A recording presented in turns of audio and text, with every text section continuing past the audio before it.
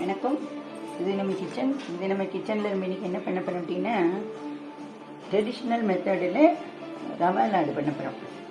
இதுக்கு என்னென்ன வேணும் அப்படின்னா, இதுக்கு நெய் வந்து கம்மியாக இருந்தால் போதும். நல்லா ஒரு 2 டேபிள் ஸ்பூன் அளவுக்கு நெய் எடுத்துக்கணும். தேவையான அளவு முந்திரி பருப்பு. இந்த மாதிரி எந்த பாத்திரமோ, எந்த கப்போ டவராவோ எதில் எடுத்துக்கிறீங்களோ, கரண்டியோ எதில் எடுத்துக்கிறீங்களோ அதில் 1 கப் அளவுக்கு ரவை. அப்புறம் இதில் 1/2 கப்பு சர்க்கரை. இதில் 1/4 கப்பு ரவை எடுத்துக்கிறதுல 1/4 கப்பு தேங்காய் துருவல், ஏலக்காய் பொடி, காய்ச்சின பால். இப்போ நம்ம என்ன பண்ண போகிறோம் அப்படின்னா, முதல்ல இந்த சர்க்கரையை பவுடர் பண்ணிக்கலாம்.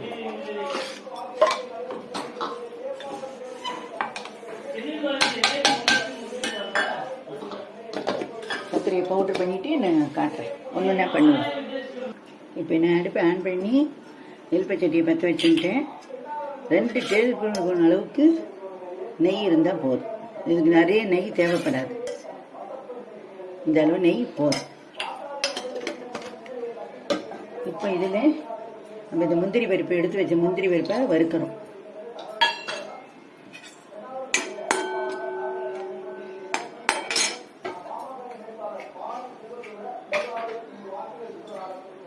இந்த ரெசிபியை வந்து நீங்கள் கரெக்டான மெஷர்மெண்ட்டில் பண்ணினீங்கன்னா ரொம்ப அற்புதமாக வரும்.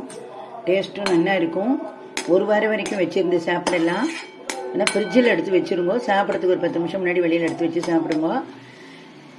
ஏன்னா நம்ம இதில் பால் விடுறோம், அதனால் 1 வாரம் வரைக்கும் இருக்கும். இதே இன்னொரு மெத்தட் இருக்குது. நம்ம எப்பவும் பண்ணுறது, ட்ரெடிஷ்னலாக பண்ணுறது, மிஷினில் ரவையை அரைச்சி சர்க்கரையை பவுட்ரு பண்ணி மிஷினில் கொடுத்து ரவையை வறுத்து அந்தமாரி பண்ணுறது. அது ரொம்ப நாளைக்கு இருக்கும், 1 மாதம் கூட மேலேயே இருக்கும், ஈரம்படாமல் அந்த மாதிரிலாம் இருந்தால். அதுக்கு நெய் அதிகம் செலவழியும். இதுக்கு நெய் வந்து கம்மியாக இருந்தால் போதும். இப்போது முந்திரி பருப்பு நல்லா செவந்து வரணும். நீங்கள் இந்த முந்திரி பருப்பு தான் வறுக்கணுமானா முந்திரி பருப்பு வறுக்கலாம், இல்லை பாதாம் பருப்பு, இல்லை நட்ஸு, பிஸ்தா, அதுமாரி எனி நட்ஸு எதை வேணாலும் வறுத்துக்கலாம். இது வந்து டக்குன்னு குழந்தை ஸ்கூல்லேருந்து வர குழந்தைகளுக்கு, இல்லை திடீர்னு பார்த்துக்க யாராவது ஒரு கெஸ்ட்டு வர அவளுக்கு கொடுக்கணும் அப்படின்னா டக்குன்னு இந்தமாரி பண்ணி கொடுத்துடலாம். அது நெய்யும் அதிகம் செலவழியாது, கொலஸ்ட்ரால் அது இதுன்னு பயப்பட வேண்டிய அவசியமும் இல்லை.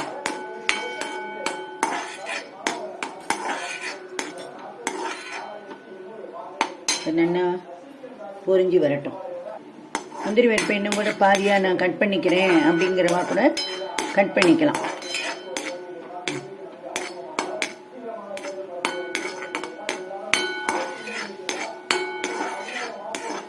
நல்லா நெய் வாசனையோட கமகமன்னு வந்துட்டு, இப்போ நான் சொன்ன மாரி ஒரு அழகாக்கு முந்திரி எடுத்து வச்சுருந்தேன், ரவா எடுத்து வச்சுருந்தேன் இல்லையா, அந்த ரவையை நான் கொட்டின்ட்டேன். இப்போ நான் வந்து ரவையை வறுக்கிறேன்.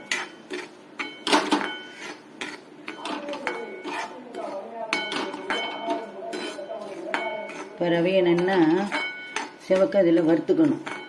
நம்ம இதே அந்த மெத்தட், இன்னொரு மெத்தட் ட்ரெடிஷ்னல் மெத்தடில் பண்ணுறது அப்படின்னா அதை மிஷினில் அரைச்சின்னு வந்துடுவோம்.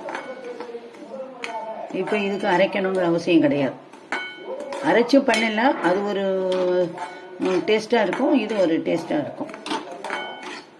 இப்போ இந்த ரவையை கலர் மாறாமல் வறுக்கணும். இப்போ இதுக்கு தேங்காய் வந்து இந்த கட்டிமுட்டி இல்லாமல் துருவலாக எடுத்துக்கோங்க.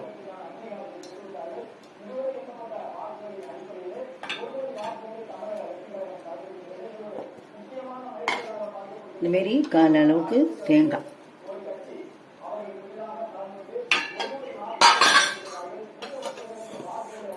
அடுத்து அதை வறுக்கணும். ஏன்னா கொஞ்சம் தேங்காய் வந்து நெய்யில் வறுபடும் போது ஒரு நல்ல வாசனையோடு நல்லா இருக்கும். கொப்பரைக்காயெல்லாம் யூஸ் பண்ணாதீங்க, வேண்டாம். சாதாரணமாக தேங்காய் நம்ம துருவோம் இல்லையா, அது துருவும் போது இந்த படலாக விழுறது அந்த மாதிரிலாம் விழுந்து அதையெல்லாம் போடாதீங்க, வேண்டாம்.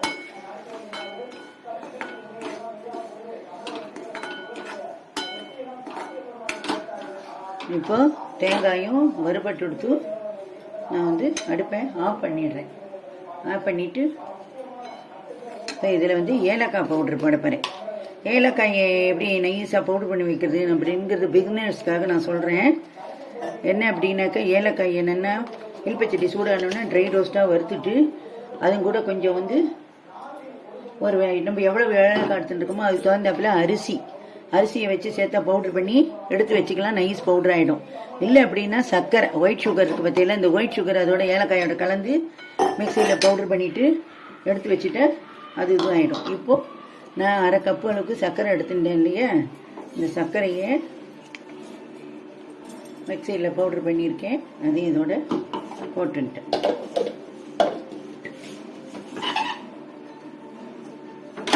இப்போ இதை வந்து இந்தமாரி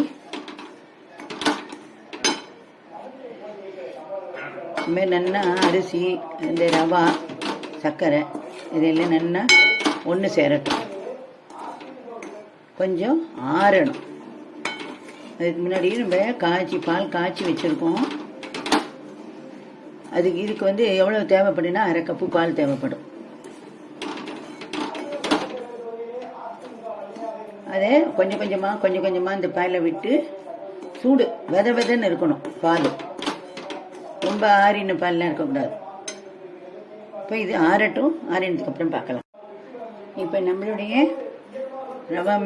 ரவா உருண்டைக்கான இது ரெடி ஆகிடுது. இப்போ நல்லா ஆறி எடுத்து இதில் பாலை விட்டு நான் உருண்டை பிடிக்க போகிறேன். பால் வெதன்னு இருக்கணும், பொறுக்கிற சூட்டில் இருக்கணும், பிடிச்சி வைக்கணும். நம்ம இதில் இன்னொரு டிப்ஸு நான் என்ன சொல்கிறேன்னா இந்த டிப்ஸாக எடுத்துக்கோங்க. இப்போ இதை வந்து அப்படியே எடுத்து உங்களுக்கு தேவையான அளவு மட்டும் பாலை விட்டு உருண்டை பிடிச்சி நீங்கள் சாப்பிட்டுக்கலாம். ஃப்ரிட்ஜிலையும் வச்சுக்கலாம். அந்த உருண்டை 1 வாரம் வரைக்கும் இருக்கும். ஆனால் எனக்கு எல்லாத்தையும் பிடிக்கணும். எனக்கு கொஞ்சம் மட்டும் போதும், பாதி மட்டும் போதும் அப்படிங்கிறவா இது ரவா உருண்டை மிக்ஸு. இதில் உங்களுக்கு எவ்வளவு தேவையோ அதை வெளியில் வச்சுட்டு மீதி ஒரு டப்பாவில் போட்டு எடுத்து உள்ளே வச்சுருங்க. என்னைக்கு உங்களுக்கு தேவைப்படுறதோ அதை எடுத்து இதேமாரி ஒரு ஏனத்தில் கொட்டிட்டு பாலில் வெதன்னு விட்டுண்டு உருண்டை பிடிக்கிறேன்.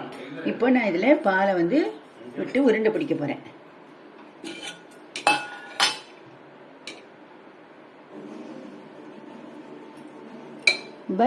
சொதெல்லாம் விடக்கூடாது. இதுக்கு எவ்வளவு தேவையோ அவ்வளவுதான் விடணும்.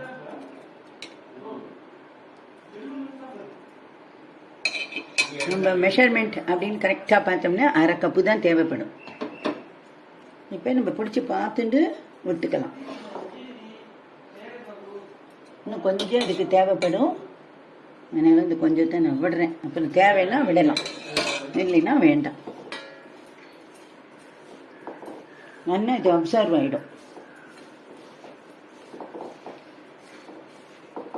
இதுக்கு நெய் அவ்வளவா தேவைப்படாது, அதனால நான் நெய் விடலை.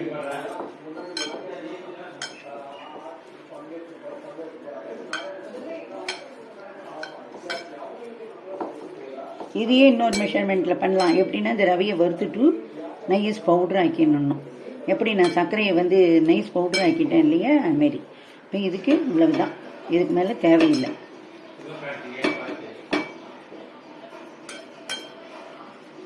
கொஞ்சம் இருந்தால் நல்லா இந்த ரவா வந்து இந்த எல்லா நெய் இதோட அப்சர்வ் ஆகிடும்.